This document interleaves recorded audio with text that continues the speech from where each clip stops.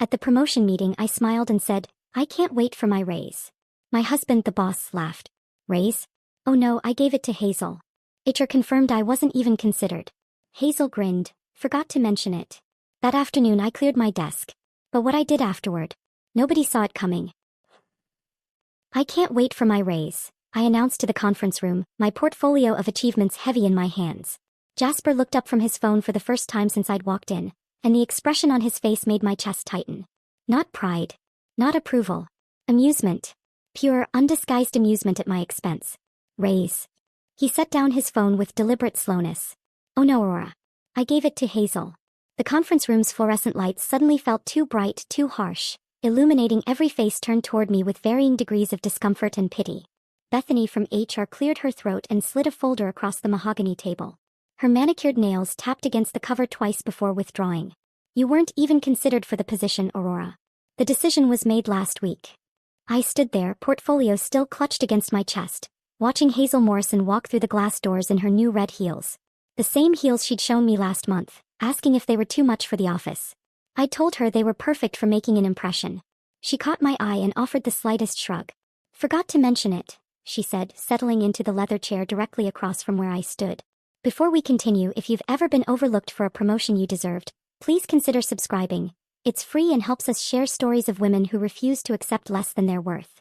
The portfolio in my hands contained 8 months of evidence that I'd single-handedly saved this company from hemorrhaging clients. The Campbell Industries campaign alone, which I'd worked on until 3 in the morning for 2 straight weeks, had retained a contract worth $2 million this quarter. The Morrison Hotel's crisis that I'd resolved before it hit the media. The complete overhaul of our digital marketing strategy that increased engagement by 340%. But none of that mattered now. I set the portfolio on the table without opening it. I see. Well then, I'll need the afternoon to transition my current projects. That won't be necessary, Hazel interjected, her voice carrying a confidence I'd never heard before. I've already been briefed on everything. Jasper's been bringing me up to speed for the past month. The past month. While I'd been preparing my promotion presentation, practicing my pitch in the shower, calculating how the raise would finally allow us to renovate the kitchen, my husband had been secretly training my replacement. The same husband who'd listened to me rehearse my talking points over dinner. Who'd nodded encouragingly when I'd shown him my portfolio layout. Who'd made love to me last night without once mentioning that this meeting would be my professional execution. I managed to walk out of that conference room without saying another word. My desk sat in the corner of the marketing department, a cubicle barely large enough for my chair and filing cabinet despite my unofficial role as the person who actually ran things. Through Hazel's office window, the actual marketing director's office that had sat mostly empty for 2 years, I could see shopping bags from her lunch hour sprees still piled on her credenza. Timothy was waiting by my desk holding his tablet with that familiar look of controlled panic. Aurora, the Campbell Industries presentation needs final approval before. Give it to Hazel, I said, pulling my personal items from the drawers. The orchid I'd nursed through 2 winters. The coffee mug Emma had given me that read, World's Best Multitasker. The framed photo from our company retreat where I'd been named Employee of the Quarter for the 3rd consecutive time. But Hazel doesn't know the Campbell account. She's never even met their team. I paused, looking at Timothy's earnest face. He was 24, fresh from graduate school, brilliant but still naive enough to believe hard work guaranteed recognition. Then I guess she'd better learn quickly. The drive home took 17 minutes. I counted every red light, every turn signal, every mile that put distance between me and that building where I'd given everything and received nothing in return. Our house sat on a tree-lined street in Portland's Laurelhurst neighborhood, the kind of place successful couples bought when they were building their futures together. The kitchen still needed renovating. Now it would stay exactly as it was. I set the box of my belongings on the dining table and noticed the Campbell Industries contract sitting on Jasper's home office desk. The margins were filled with handwritten notes. Not Jasper's angular scrawl that I knew from 12 years of marriage. These loops and curves belonged to Hazel. Dates going back 6 weeks. Strategy notes about approaches I'd developed. Client relationship details I'd painstakingly built. My phone buzzed with a text from Emma at college. How did the big meeting go, Mom? Did you get it? I stared at those words, thinking about the tuition bills, the student loans we'd co-signed, the promises we'd made about supporting her dreams while I'd apparently been too blind to see my own being methodically dismantled. The house felt different already. Not like a home where 2 successful people built their life together, but like a stage where I'd been performing the role of supportive wife while missing all the signs that the show was ending. The Campbell Industries presentation I'd perfected at 5:30 that morning still sat in my laptop, ready for a meeting that would never happen. The coffee maker still held the remnants of Jasper's perfect 2 sugars no cream brew that I'd made while believing we were partners. 3 months I'd had that Thursday afternoon circled in red on my calendar. 3 months of believing that excellence would be rewarded, that dedication meant something, that the person sleeping beside me every night actually saw my value beyond my ability to fix problems and save accounts while someone else got the credit. I opened my laptop and began making a list. Not of achievements or presentations or campaigns that had saved the company millions. This list was different. This one started with every password, every client contact, every system I'd built that they didn't even know existed. Because while Jasper thought he'd simply denied me a raise, what he'd actually done was light a fuse. They just didn't know it was burning yet. The list sat on my laptop screen, cursor blinking at the end of the last password I'd documented. My hands moved to close the computer, but something made me pause. The house felt too quiet, the kind of silence that presses against your ears and makes you hear your own heartbeat. Jasper would be home in 2 hours, and I needed to decide what kind of evening this would be. The dutiful wife preparing dinner, or the woman who just had her career detonated by the person who was supposed to have her back. My phone vibrated against the dining table. Timothy again. Morrison Hotels is in full panic mode. Hazel told them you quit without notice. They're threatening to pull the contract. I stared at the message, feeling something shift in my chest. Not anger exactly, but a cold clarity that made everything sharper. Hazel had already started her narrative. Aurora the deserter. Aurora the unprofessional. Aurora who couldn't handle not getting her way. I typed back, not my problem anymore, but deleted it without sending. Timothy didn't deserve coldness meant for others. The front door opened at 6:47, Jasper's usual time when he wasn't working late with associates or in meetings I now wondered about. His keys hit the bowl by the entrance with their familiar clink. His footsteps moved through the foyer, paused at the dining room where my box of office belongings still sat, then continued to the kitchen where I stood chopping vegetables for a salad neither of us would eat. "Hey," he said, loosening his tie. "What's for dinner?" The casual normalcy of it made my hand tighten on the knife. He moved behind me to get a beer from the refrigerator, his cologne filling the space between us. The same cologne I'd bought him for Christmas, selected because it reminded me of confidence and success. Now it smelled like betrayal, pretending everything was fine. "Jasper." I set the knife down carefully, turning to face him. "We need to talk about today." He popped the beer cap against the counter edge, a habit I'd asked him to stop because it left marks on the granite. "What about today?" "The promotion meeting." "Hazel. The fact that you've been training her for my job for a month while I prepared a presentation you knew was pointless." He sighed, the kind of exhale that suggested I was being dramatic. "Aurora, we discussed this possibility. The board has concerns about appearances. A husband promoting his wife doesn't look good, especially with the Fletcher acquisition coming up." The Fletcher acquisition I structured. The one where I spent 3 weeks courting their CMO to make sure the transition would be smooth. Which is exactly why we need someone like Hazel in that role. Someone without personal connections that could be seen as conflicts of interest. He took a long drink of his beer, avoiding my eyes. "This is what's best for the company." "Someone like Hazel who asked me last week what ROI stands for?" His jaw tightened. "She's learning. On my frameworks. Using my client relationships. Taking credit for campaigns I built at 3 in the morning while you slept beside me. That's how business works, Aurora. You knew that when we got married. You knew there would be complicated situations." I laughed, surprising both of us. Not a bitter laugh or a sad one, but genuine amusement at the mental gymnastics required to make this my fault. Complicated situations. That's what we're calling it when you systematically hand over my work to someone else while lying to my face about it. I never lied. Every morning for the past month, you watched me prepare for that meeting. You listened to me practice my presentation over dinner. You made love to me last night knowing that today you would humiliate me in front of the entire leadership team. What would you call that?" He set his beer on the counter, the condensation already forming a ring on the granite. "I'd call it protecting you. Do you know what people say about us? About how you only have your position because of me. This way, when you succeed, it's on your own merit. When I succeed, I've already succeeded. Every campaign that's kept us profitable this quarter has my fingerprints all over it.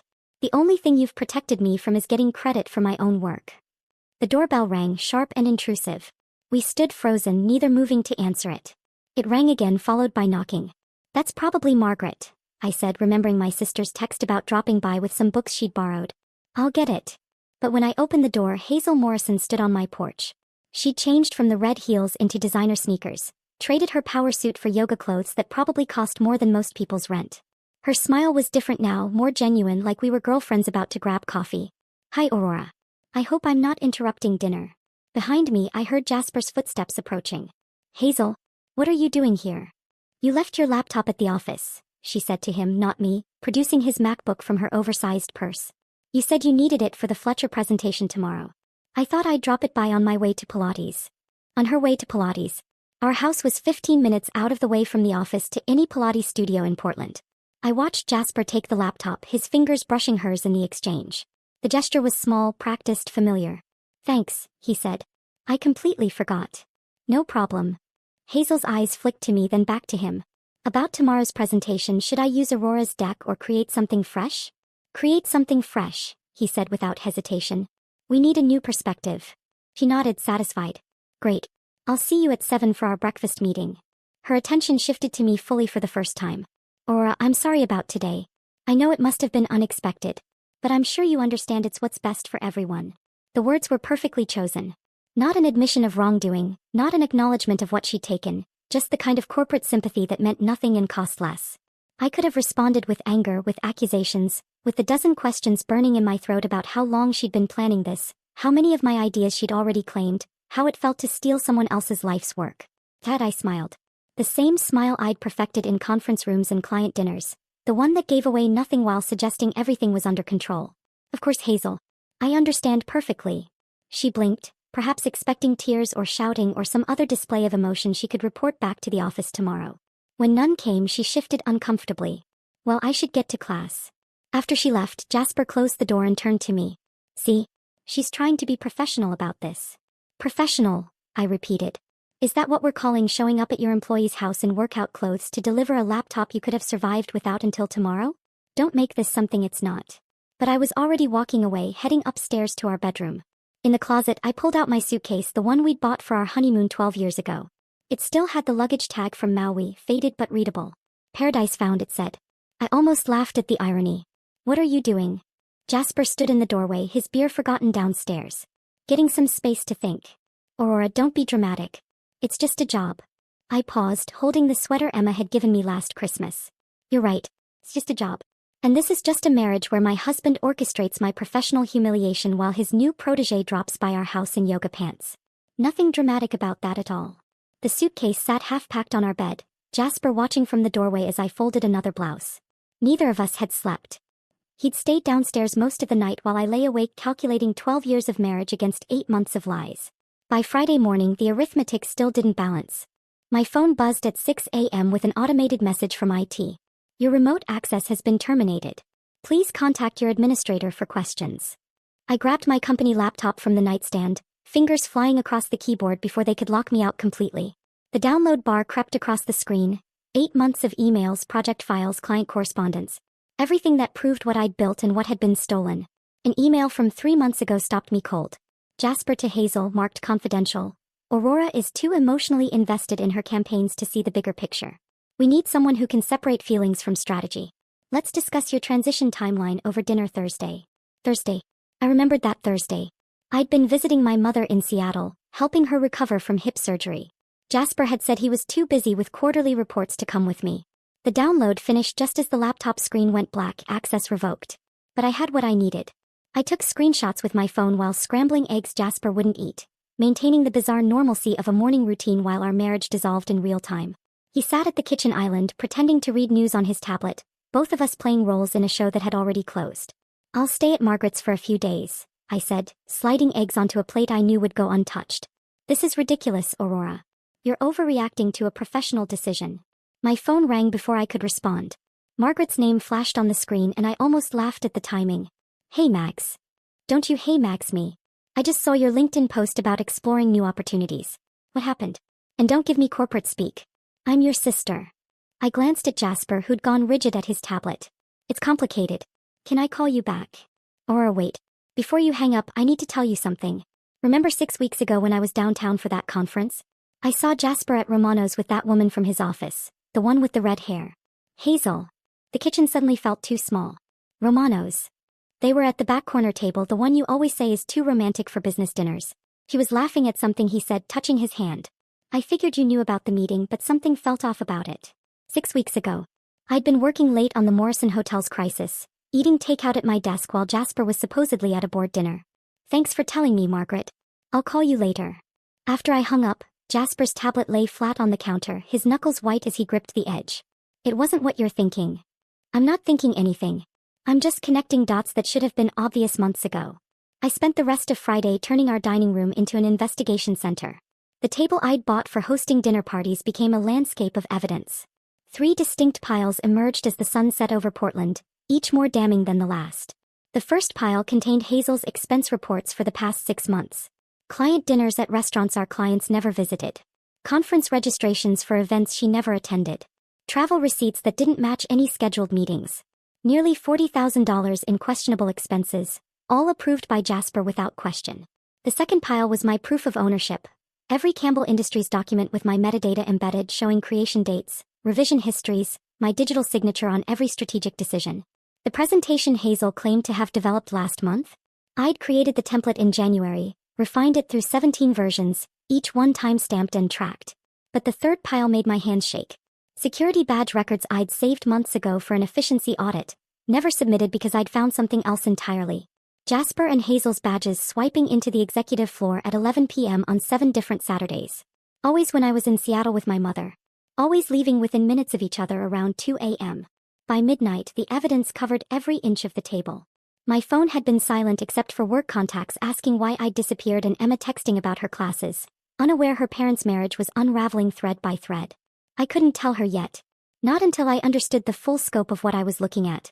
Sunday arrived gray and drizzling, Portland's signature weather matching my mood. I was deep in spreadsheets when my phone rang with a number I recognized but rarely saw. Dennis Palmer, the longest-serving board member and one of the few people who'd known me before I became Jasper's wife. Aurora. His voice was careful, measured.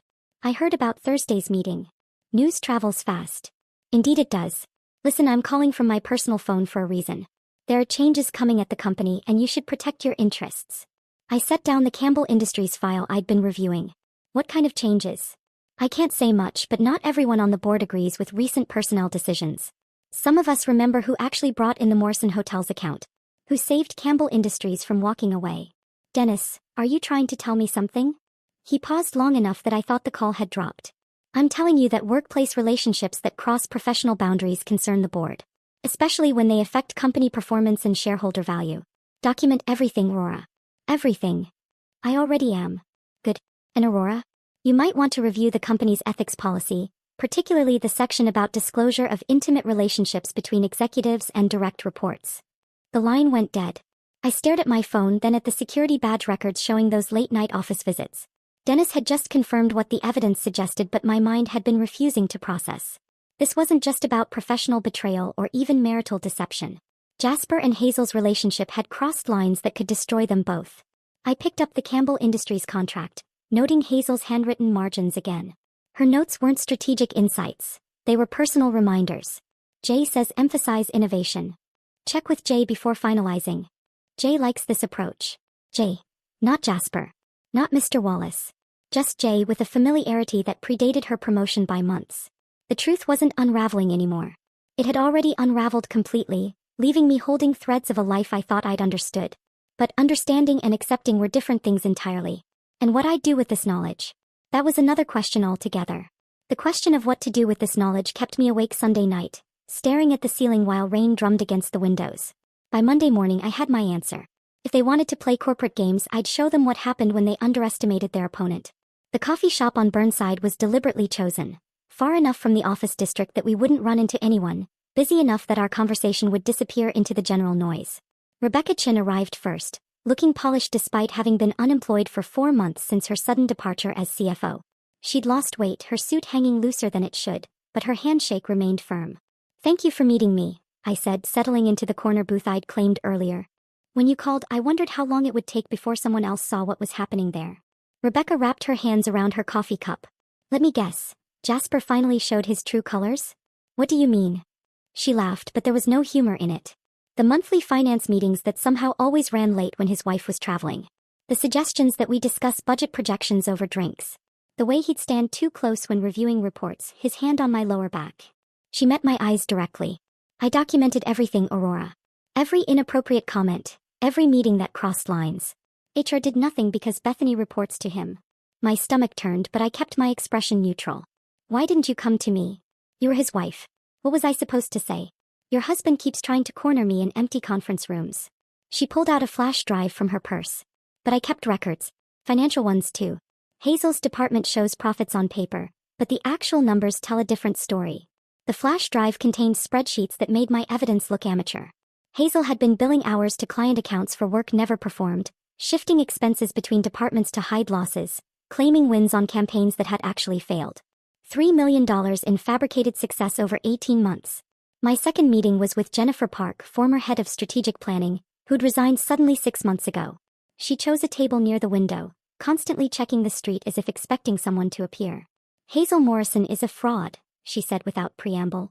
Every successful campaign she's claimed came from someone else. She can't even write a basic creative brief without help. When I pointed this out to Jasper, he suggested I was being territorial. When I provided proof, he said I was creating a hostile work environment. She slid a folder across the table. Email threads showing her incompetence, client complaints about her handling of accounts, and my termination agreement with its very generous silence clause that I'm currently violating. The third meeting almost didn't happen. Sandra Williams, former VP of Operations, initially refused to meet, but when I mentioned Rebecca and Jennifer's names, she agreed. We sat in her car in the parking structure, engine running. I lasted longer than the others because I'm older, less threatening, Sandra said, her voice steady despite her white knuckles on the steering wheel. But when I discovered Hazel was using company credit cards for personal expenses and reported it, Jasper accused me of targeting her due to jealousy. Me, jealous of a woman half my age who can't calculate basic ROI. She handed me a manila envelope. Copies of the credit card statements. Designer clothes, jewelry, weekend trips. All buried in legitimate expense reports. All approved by your husband. By the time I got home, I had enough ammunition to destroy them both. But ammunition without strategy was just noise. I spent the rest of Monday crafting the perfect email to the board, 17 drafts until each word accomplished exactly what I needed. Not accusations but concerns. Not attacks but questions. Professional worry about patterns that might affect shareholder value. The email highlighted correlations without stating causation. Hazel's promotion timeline matched suspicious spending increases. Client retention had dropped 20% since she'd taken on larger responsibilities, but the losses were hidden by redistributing accounts. Employee turnover in the marketing department had tripled, with exit interviews citing leadership concerns that were never addressed. I attached Rebecca's financial analysis, scrubbed of anything that could identify her as the source. The numbers would speak for themselves to anyone who understood basic accounting. Which thankfully the board did even if Jasper assumed they didn't. Tuesday brought an unexpected interruption. Emma stood at my door with her backpack and a concerned expression, having driven up from Eugene without warning. Mom, your texts have been weird. What's going on? I looked at my daughter, 21 years old, with her father's eyes but my determination, and made a decision. Come in. I'll show you. She surveyed the dining room table covered in evidence, the laptop with multiple spreadsheets open, the legal pads filled with timeline notes. Is Dad having an affair? Among other things. With Hazel. She didn't sound surprised. She's always hanging around at family events, laughing too loud at his jokes. Last Thanksgiving she called him Jazzy. I wanted to throw cranberry sauce at her. Why didn't you say anything? Because you seemed happy. Because I thought maybe I was imagining things. He picked up one of the security badge reports. But this isn't imagination, is it? Emma spent the next 3 hours setting up an encrypted email system, a VPN, and secure cloud storage for my documents. Computer science major, remember? She said, typing commands I didn't understand. If you're going to war, at least protect your communications. We worked together until past midnight, mother and daughter united in purpose. She admitted things I hadn't known. How Jasper would diminish my accomplishments at dinners, claiming my strategies were really his ideas simplified for implementation. How he told her boyfriend last Christmas that I was good at execution but needed help with vision. You're the smartest person I know, Mom. He just couldn't stand that you were smarter than him. Wednesday afternoon found me at the grocery store, maintaining the pretense of normalcy by buying wine for book club. My phone rang as I loaded Pinot Grigio into my cart. Marcus Whitman, CEO of Meridian Global, our biggest competitor. Mrs. Wallace? I've been following your situation with interest. We're expanding our marketing division and could use someone with your expertise. I wheeled my cart to the parking lot, rain starting to fall as I found my car. How did you? Portland's business community is smaller than you think. Word travels when talent becomes available. I'm offering you the director position, but that's just the start. Bring me 3 major accounts and I'll make you VP within 6 months. Standing in that parking lot, rain streaming down my windshield, I negotiated the kind of package I'd never have dared ask for at Jasper's company. Signing bonus, equity shares, and yes, the ability to approach select clients about transitioning their accounts. I'll take it, I said, watching the rain wash everything clean. Excellent. Can you start Monday? Absolutely. The fuse was lit. The email to the board would go out Thursday night. My resignation letter was already drafted. The evidence was backed up in 3 locations. All that remained was watching it burn. Thursday night at 11:47 p.m., I hit send on the email to the board members, then closed my laptop and went to bed. There was nothing more to do but wait. The fuse had been lit, and by Monday morning, the explosion would be impossible to ignore. I woke at 6 a.m. to 17 text messages. Timothy's came in rapid succession starting at 7:43. Emergency board meeting called. Jasper looks like he hasn't slept. Linda just walked out. What is happening? Linda Martinez had been Jasper's executive assistant for 3 years, the kind of unflappable professional who could handle any crisis with calm efficiency. According to Timothy's breathless updates, she'd been called into the boardroom at 8 a.m., questioned about the security badge records, and asked to explain the numerous late-night office entries. She'd stood up, removed her company badge, placed it on the table, and walked out without saying a word. Her silence said everything. By 9 a.m., more texts flooded in from contacts throughout the building. The board had been sequestered for 2 hours. Hazel had been seen crying in the bathroom. Bethany from HR was frantically making phone calls from the lobby because she'd been locked out of the executive conference room. I made coffee in my kitchen, Emma still asleep upstairs, and opened my laptop to execute Phase 2. The LinkedIn article I'd been refining for days was ready. When Merit Meets Politics, a case study in corporate leadership failure. No names, no company identifiers, just a carefully crafted analysis of what happens when personal relationships override professional judgment in executive decisions. I published it at exactly noon when I knew most professionals would be checking their feeds during lunch. The response was immediate and overwhelming. Within 30 minutes, 47 comments had appeared. Women shared stories of being passed over for less qualified male colleagues. Men described watching incompetent friends of leadership get promoted while real talent walked out the door. The comment thread became a collective therapy session for everyone who'd ever been professionally betrayed. But at 2:17 p.m. the comment that mattered most appeared. Robert Campbell, CEO of Campbell Industries, our most valuable client, wrote simply, "Leadership transitions should never compromise project continuity or client relationships. Concerned about recent changes affecting our account management. Would appreciate direct communication from Aurora Wallace regarding our ongoing campaigns." My phone rang within minutes. Robert's direct line. "Aurora, I just learned about your departure. This is unacceptable. You're the only reason we've stayed with that company. We've invested $2 million based on strategies you developed. I understand your concerns, Robert. The transition happened quickly. There is no transition. Hazel Morrison called me this morning claiming she'd been managing our account all along. She couldn't answer basic questions about our target demographics. She didn't even know we'd shifted our focus to the Southwest market last quarter. I'm sure she'll get up to speed quickly," I said, maintaining professional neutrality while knowing Hazel couldn't get up to speed on a stationary bicycle. "We need you, Aurora. If you're available for independent consulting, Campbell Industries would like to retain your services immediately. I've actually accepted a position with Meridian Global. I start Monday." There was a pause, then a laugh. Marcus Whitman finally got smart. Good for him. And good for us. We'll be reaching out to Meridian about transitioning our account. The dominoes were falling faster than I'd anticipated. By 3 p.m., Hazel had sent a company-wide email that would become legendary for its complete lack of self-awareness. She claimed credit for the Campbell Industries relationship, the Morrison Hotel's crisis resolution, and 3 other major wins that had my digital fingerprints all over them. What she didn't realize was that I'd already forwarded the original project files, complete with metadata showing creation dates and revision histories, to those very clients that morning. Morrison Hotels called Jasper directly at 3:45. Timothy, who sat near Jasper's office, texted me fragments of the conversation he could hear through the door. "No, sir, I understand your concerns. Yes, Aurora was integral. We can ensure continuity. Please don't make any hasty decisions." Sterling Communications followed at 4:15. Then Pinnacle Brands at 4:42. 3 major accounts threatening to walk, each worth millions in annual revenue. Each specifically citing concerns about losing their primary strategic contact. Me. Emma came downstairs around 4, finding me at the dining table surrounded by contracts from Meridian and resignation paperwork for Jasper's company. "The internet is loving your article," she said, showing me her phone. "It's been shared 800 times. Someone started a hashtag merit over politics. I didn't mean to start a movement." "Maybe not, but you're giving people permission to tell their own stories. That matters, Mom." At 6:27, I heard Jasper's car in the driveway. Emma looked at me questioning. "Want me to leave?" "Stay. Witness this." He came through the door like a hurricane that had exhausted itself, all spent fury and depleted energy. His tie was loose, his hair disheveled, his face the gray color of someone watching their world collapse in real time. He didn't acknowledge Emma, just focused on me with desperate intensity. Aurora, we need to talk. We're talking. Privately. Emma stays.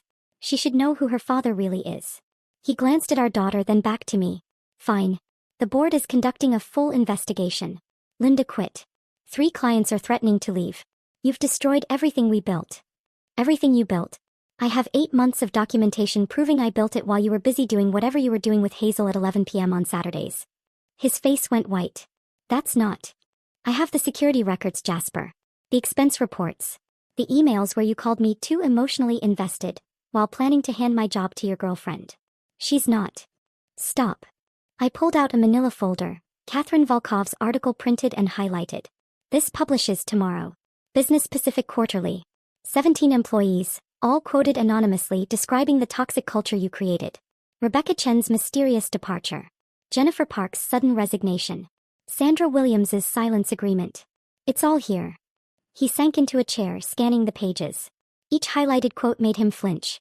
A culture where personal relationships determined professional advancement. Female executives pushed out for questioning incompetent leadership. Expense irregularities overlooked when the right person was involved. They can't publish this. I'll sue. With what money? Once the board sees the financial documents Rebecca provided, you'll be too busy defending yourself to sue anyone. You vindictive. Careful, Emma interrupted, her voice steel. That's my mother you're about to insult. The woman who saved your company while you were playing executive with your side piece. He looked between us, perhaps finally understanding that he'd lost more than just a corporate game. Aurora, please. I'll give you the promotion. 50% raise. Hazel will be gone by tomorrow. I stood, gathering my papers. I've already accepted a position with Meridian Global. Director of Strategic Marketing. They're also interested in acquiring several of your clients who've expressed concern about their current account management. You can't do that. Non-compete clause. The one my lawyer says is unenforceable since you violated the company's ethics policy? That non-compete clause. He had nothing left to say. The man who'd always had an answer, an excuse, a deflection, sat silent in the ruins of his own making. Emma and I left him there, walking upstairs to pack the rest of my things. Tomorrow, Catherine's article would hit newsstands. Wednesday, I'd start at Meridian. By Friday, Campbell Industries would officially transition their account. The dominoes hadn't just fallen. They'd created a pattern that spelled out exactly who was responsible for their collapse. Emma and I packed the last box in silence, the sound of tape sealing cardboard echoing through the empty bedroom. The house felt hollow already, 12 years of memories boxed and labeled, ready for transport to separate futures. As we carried boxes to the rental truck, neither of us looked back at the home where our family had pretended to thrive while slowly decomposing from the inside. Monday morning arrived crisp and bright, the kind of Portland spring day that made everything feel possible. The Meridian Global building rose 30 floors of gleaming glass and steel in the Pearl District, a testament to what competent leadership could build. My new assistant, David Park, met me in the lobby with a genuine smile and a tablet full of the day's priorities. Ms. Wallace, welcome to Meridian. Your office is ready on the 22nd floor. Corner suite with a view of Mount Hood on clear days. The elevator ride felt like ascending to a different life. When the doors opened, Marcus Whitman stood waiting, coffee in hand. Aurora, perfect timing. Campbell Industries signed their contract this morning. They specifically stipulated that you personally oversee all strategic initiatives. Robert Campbell called you irreplaceable. My office was everything my old cubicle wasn't. Floor-to-ceiling windows, a desk that belonged in an architecture magazine, and a sitting area for client meetings. On the desk sat a nameplate. Aurora Wallace, Director of Strategic Marketing. No one's wife. No one's afterthought. Just my name and my achievement. I sat in the leather chair, running my fingers across the smooth desk surface and pulled off my wedding ring. The thin band of white skin underneath looked vulnerable, unprotected. I placed the ring in the top drawer, next to a photo Emma had insisted I bring. Just the two of us at her high school graduation, both laughing at something off camera. No Jasper. No pretense. Just us. 3 more clients called this morning, David informed me, setting down a list. Morrison Hotels wants to discuss transitioning their account. Sterling Communications is ready to sign. Pinnacle Brands requested a proposal by Friday. Tuesday morning, I arrived early to find my email flooded with messages. The Business Pacific Quarterly article had published online at midnight, and print copies were hitting newsstands across Portland. Catherine Volkov had crafted a masterpiece of investigative journalism that never mentioned names but painted a picture so clear that everyone in our industry knew exactly who and what she was describing. The article detailed a prominent Portland marketing executive whose incompetence was hidden by taking credit for others' work, supported by a company president who valued personal relationships over performance. 17 anonymous employees described a culture of fear, favoritism, and failure disguised as success. The financial analysis, carefully sourced from internal documents, showed a pattern of deception that bordered on fraud. My phone buzzed constantly. Former colleagues sending gratitude and support. Competitors offering positions. Clients confirming their decision to follow me to Meridian. But the message that stopped me cold came from Bethany in HR. Aurora, I'm deeply sorry for my role in what happened. I knew it was wrong but was too afraid of losing my job to speak up. You deserved better. If you have any advice for someone trying to leave a toxic situation, I would be grateful. I wrote back carefully. Document everything. Find a labor attorney. Don't sign anything without legal review. You know the truth, use it to protect yourself and others. Good luck. Wednesday evening, Emma drove up from Eugene to help me move into my new apartment. It was smaller than the house, a 2-bedroom in the Alberta Arts District, but every square foot was mine. We hung my awards on the living room wall. Employee of the Quarter plaques that Jasper had relegated to the garage, certificates of achievement he'd said made the house look cluttered. This place already feels more like home, Emma said, unpacking kitchen boxes. No pretending. No walking on eggshells. Just you being you. We sat on the floor eating Chinese takeout from paper containers, surrounded by boxes and bubble wrap, when Emma set down her chopsticks with unusual deliberation. Mom, I need to tell you something. I'm changing my name. What do you mean? I'm taking your maiden name. Wallace. I've already started the paperwork. She met my eyes directly. I don't want to carry the name of a man who could betray you like that. I want the name of the woman who stood up and fought back. The woman who built something from ashes. My throat tightened. Emma, he's still your father. Biologically, yes. But you're my role model. You're the parent who taught me that integrity matters more than convenience, that truth matters more than comfort. I want to be Emma Wallace. Thursday's lunch with Catherine Volkov was supposed to be celebratory. Her article had already been picked up by 3 national publications, and she was writing a follow-up about women rebuilding after professional betrayal. We sat at a riverside restaurant watching boats navigate the Willamette when the courier appeared. Aurora Wallace? He handed me an envelope that I recognized immediately. Legal documents. Divorce papers. Catherine started to excuse herself, but I waved her to stay. You might as well witness this. It's part of the story. The papers were straightforward. Jasper wanted a quick, quiet dissolution. He'd keep the house, I'd keep my retirement accounts. The prenup I'd insisted on 12 years ago, despite his protests that it showed a lack of trust, protected my inheritance and future earnings. His company stock, which had dropped 15% since Tuesday's article, would be divided according to our original agreement. Most of his net worth had evaporated with the company's plummeting valuation. I signed every page without hesitation, using the same confident signature I'd used that morning on 3 new client contracts worth $8 million in annual revenue. Any regrets? Catherine asked gently. I looked at my bare ring finger, at the divorce papers that would end 12 years of marriage, at my new business card that represented a fresh beginning. Regret suggests I'd do something differently. Every choice led me here, to a corner office, loyal clients, and a daughter who's proud to share my name. The only thing I regret is not seeing the truth sooner. That evening, I stood at my new apartment window, watching the sun set over Portland's skyline. My phone showed 17 new client inquiries, a meeting request from the mayor's office about leading a women's professional development initiative, and a text from Emma. Proud of you, Mom. The Wallace women don't just survive. We thrive.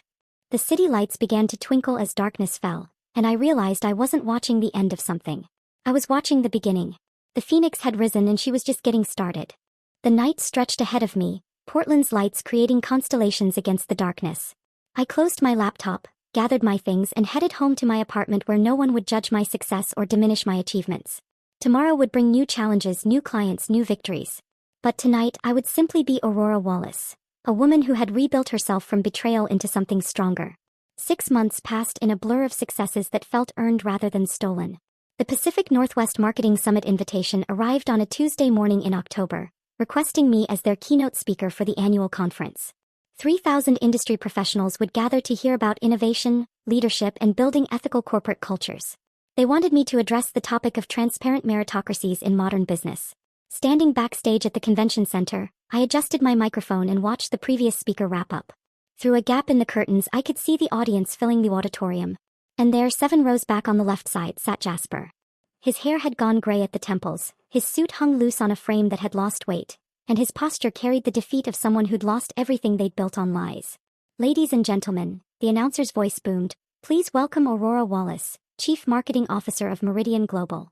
The applause carried me onto the stage, where 3,000 faces turned toward me with expectation. The lights were bright enough that I couldn't see individual expressions, but I knew Jasper was watching. I could feel his presence like a stone in my shoe, noticeable but no longer painful. 2 years ago, I began, my voice steady and clear, I believed that hard work guaranteed recognition. That excellence would always triumph over politics. That the people closest to us would champion our success rather than steal it. I paused, letting the words settle. I was wrong. And that painful lesson taught me something invaluable. Meritocracy isn't something that happens naturally. It's something we build, protect, and defend every single day. For 45 minutes, I laid out the blueprint for creating corporate cultures where talent thrived and politics died. I shared case studies from Meridian's success, the 3 companies that had followed me and flourished, the employees who'd finally received recognition for their contributions. I never mentioned Jasper or his company by name, but everyone in that room knew the story behind the success. The standing ovation lasted 4 minutes. As I left the stage, my phone buzzed with a text from an unknown number. I recognized Jasper's new phone immediately. "Aurora, please. 5 minutes. I need to explain." I deleted it without responding.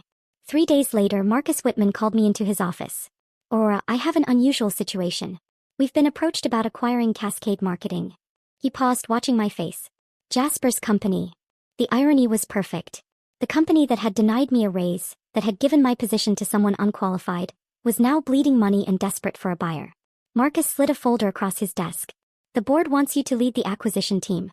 You know their assets better than anyone." The conference room hadn't changed. Same mahogany table, same leather chairs, same floor-to-ceiling windows overlooking downtown Portland. But this time I sat at the head of the table, Meridian's legal team flanking me, while Jasper and what remained of his board sat like defendants awaiting sentencing. "The terms are non-negotiable," I began, opening the acquisition folder. "Meridian will absorb your remaining profitable accounts. We'll honor existing client contracts but under new management.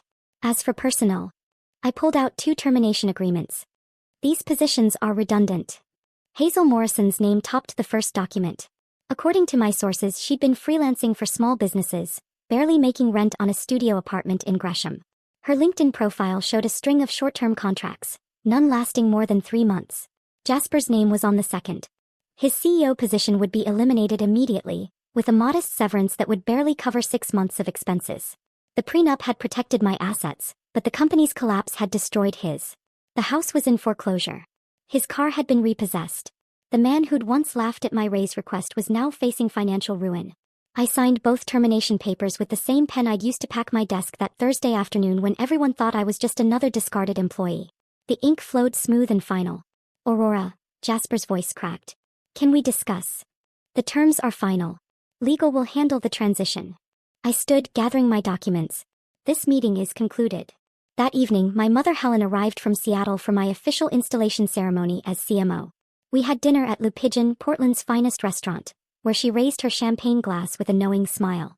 "I never liked him," she said simply. "Even at your wedding something felt off. The way he always had to be the center of attention, always had to diminish your accomplishments to elevate his own. Why didn't you say anything? Would you have listened? Sometimes we need to learn our own lessons, darling. But I knew you'd figure it out. You've always been stronger than you realized." She reached across the table, squeezing my hand. "I suspected the affair, you know. The way that Hazel woman looked at him during your birthday dinner last year. Like a predator marking territory. And you said nothing? I trusted you to handle it your way. And look what you've built from those ashes. You didn't just survive, Aurora. You conquered." The next morning, I arrived at my office at 5:30 a.m., my old routine transformed but intact. The sunrise painted Mount Hood in shades of gold and pink, a view Jasper's office had never offered. On my desk lay expansion plans for the 3 companies that had followed me from Cascade Marketing to Meridian. Campbell Industries had tripled their marketing budget. Morrison Hotels had launched a nationwide campaign that was already winning awards. Sterling Communications had gone public with a valuation that made early investors wealthy. I'd built an empire from the ruins of betrayal. Not through destruction or petty vengeance, but through excellence that couldn't be denied or stolen. Every success was earned, documented, and credited properly. Every achievement belonged to those who'd actually achieved it. My phone buzzed with a LinkedIn notification. Jasper had updated his profile, seeking new opportunities in consulting. The same platform where he'd once announced my replacement now broadcast his professional collapse. I closed the notification and opened my presentation for the morning's board meeting. 3 new clients were ready to sign, 2 more companies wanted to discuss partnerships, and Emma would be joining the team as a junior strategist after graduation. The Wallace women were building something that would last longer than any marriage, any betrayal, any attempt to diminish our light. Success, I'd learned, wasn't about the titles others gave you or the raises they denied. It was about knowing your worth and refusing to let anyone convince you otherwise. The board meeting presentation went flawlessly, with 3 new clients signing contracts worth $12 million in combined annual revenue. As I walked back to my office, the morning sun illuminated the Meridian Global lobby's marble floors, and I caught my reflection in the polished elevator doors. The woman staring back wore confidence like a tailored suit, earned through trials that would have broken someone weaker. 1 year. That's all it had taken to transform Meridian's marketing division from a competent department into an industry powerhouse. The numbers spoke louder than any promotion speech I'd ever prepared. Revenue had tripled. Client retention sat at 97%. Employee satisfaction scores in my division topped the company charts. Marcus Whitman called me into his office on a Thursday afternoon, exactly 1 year after that devastating promotion meeting. Aurora, the board met yesterday. Unanimous decision. They want you as our newest director. Youngest woman ever appointed to this position in Meridian's 40-year history. I stood in his corner office looking out at the city below. From here I could see the building where I'd once begged for basic recognition, now dwarfed by Meridian's tower. I accept, I said simply, no elaborate speech needed. My work had already said everything. The following Monday, Emma walked into my office wearing her cap and gown, holding her diploma from the University of Oregon. Summa cum laude in marketing and communications, with a thesis on ethical leadership in modern corporations that her professors called groundbreaking. She'd driven straight from her graduation ceremony to accept her position as junior analyst on my team. Ready to get to work, Ms. Wallace? I asked, using her chosen name with pride. Ready to learn from the best, Ms. Wallace, she replied, setting her diploma on my desk. Where do we start? Morrison Hotels. They're launching a European expansion and I want fresh eyes on the campaign. Your perspective matters here, Emma. Not because you're my daughter, but because you've earned this position through your own merit. We worked side by side that afternoon, her natural talent evident in every suggestion she made. She'd inherited my attention to detail but brought her own creative vision that surprised and delighted our clients. When she presented her initial concepts to the Morrison Hotels team via video conference, they immediately approved her direction. No one mentioned she was my daughter. They saw only a brilliant young strategist who understood their brand. 3 weeks later, at the Western Marketing Alliance conference in Seattle, I was reviewing my keynote notes in the speaker's lounge when I heard a familiar voice at the registration desk. Jasper stood there, fumbling with his credit card, trying to pay the late registration fee. His suit was off the rack, his shoes scuffed, his entire demeanor that of someone trying to maintain appearances on a shoestring budget. "I'm sorry, sir, but your card was declined," the registration attendant said quietly. "Try it again. There must be a mistake." I watched him pull out another card, then another. Each rejection made his shoulders drop further. His consulting firm, according to industry gossip, consisted of him and 2 junior contractors working out of a shared workspace in the suburbs. His biggest client was a chain of local mattress stores. I could have walked away, let him struggle with the embarrassment. Instead, I approached the desk. "Put Mr. Wallace's registration on Meridian's corporate account," I told the attendant.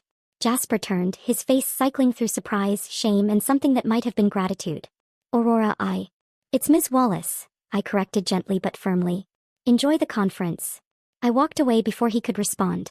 Later, during my keynote on building sustainable success through authentic leadership, I saw him in the back row, taking notes on a yellow legal pad. When our eyes met briefly, I felt nothing. No anger, no satisfaction, no residual pain. Just the neutral acknowledgement of shared history that no longer defined me. After my presentation, a young woman approached me, waiting until the crowd of well-wishers dispersed. She looked about 25, sharp-eyed but exhausted, carrying herself with the particular weight of someone enduring professional injustice. "Ms. Wallace? I'm Grace Thompson. I work at Bradley Marketing and I'm experiencing something similar to what you went through. My manager is taking credit for my campaigns while actively sabotaging my advancement. HR won't help because he's the CEO's golf buddy. I don't know what to do." I led her to a quiet corner of the convention center, away from the networking chaos. "Tell me everything." For 30 minutes, Grace outlined systematic theft of her work, gaslighting about her contributions, and a toxic environment that was destroying her confidence. It was my story with different names, different details, but the same fundamental injustice. "Everyone says I should fight it out, prove my worth, show them they're wrong," Grace said, tears threatening to spill. "But I'm exhausted. Can I tell you something I learned the hard way?" I pulled out my business card and a pen. Sometimes the bravest thing you can do is walk away. Not in defeat but as strategy. The energy you're spending trying to convince people who refuse to see your value, that same energy could build something extraordinary somewhere else. I wrote a note on the back of my card. This is Marcus Whitman's direct line at Meridian. Tell him I recommended you. We have an opening in our digital division that would be perfect for someone with your skills. But what about my current job?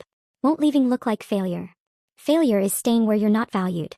Success is recognizing your worth and finding, or creating, environments that celebrate it. I handed her the card. And Grace, document everything before you leave.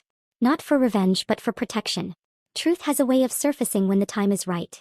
2 hours later, I sat in my hotel room video calling Emma, who was working late on the Morrison Hotel's presentation. Mom, I just got an email from Robert Campbell himself. He said our European campaign concept is exactly what they've been searching for. He wants to increase the budget by 30%. That's your success, Emma. Own it. I learned from the best. Not just about marketing but about standing tall even when people try to make you small. As we talked, I looked out at Seattle's skyline, lights beginning to twinkle in the gathering dusk. Somewhere in this city, Grace Thompson was probably making plans to leave her toxic workplace. Emma was building her career on a foundation of merit and integrity. My mother was telling her book club about her daughter, the CMO and board director. The woman who'd walked out of that conference room with a box of belongings and a heart full of betrayal had transformed into something more powerful than I'd ever imagined. Not through bitterness or revenge, but through the simple act of refusing to accept less than I deserved. I opened my laptop to review the recommendation letter I'd written for Grace, ensuring it captured her potential while carefully avoiding any mention of her current situation. As I signed it with my digital signature, I realized this was my true legacy. Not the titles or the revenue or even the vindication. It was the chain of women I could help climb out of toxic situations, teaching them that sometimes the best revenge isn't destroying those who wronged you. Sometimes it's building something so magnificent that their betrayal becomes nothing more than a footnote in your success story. If this story of corporate revenge had you on the edge of your seat, hit that like button right now. My favorite part was when Aurora handed Jasper the printed article from Catherine Volkov, watching his face pale as he realized his empire was crumbling. What was your favorite moment of justice? Drop it in the comments below. Don't miss more gripping stories like this. Subscribe and hit that notification bell so you never miss an upload.